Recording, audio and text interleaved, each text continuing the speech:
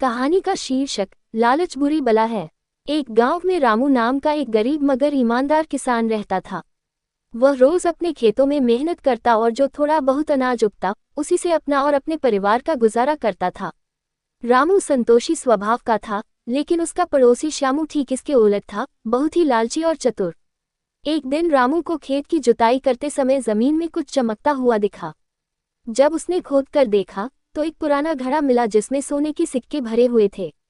रामू बहुत चौंका, पर उसने सोचा कि यह किसी और की अमानत हो सकती है।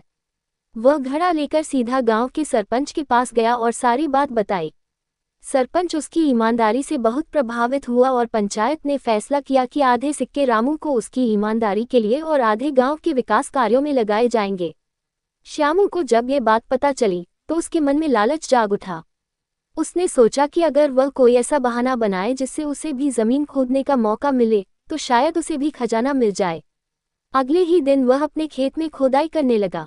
दिन रात बिना रुके वह जमीन खोदता रहा, यहाँ तक कि उसके खेत भी बर्बाद हो गए, लेकिन उसे कुछ नहीं मिला। कुछ हफ्तों बाद श्यामू बीमार पड़ गया। पैसे की तंगी के कारण उसका इलाज भी ठीक से नहीं हो सका। जब गांव वालों को उसके हालात का पता चला तो रामू ने ही उसके इलाज के लिए मदद की। तब श्यामू को अपनी गलती का एहसास हुआ। उसने रामू से माफी मांगी और कहा, सच में लालच बुरी बला है। मैं अगर संतोष करता तो आज बर्बाद न होता। सीख, लालच से कभी किसी का भला नहीं होता। संतोष और ईमानदारी ही जीवन को सुखमय बनाते हैं।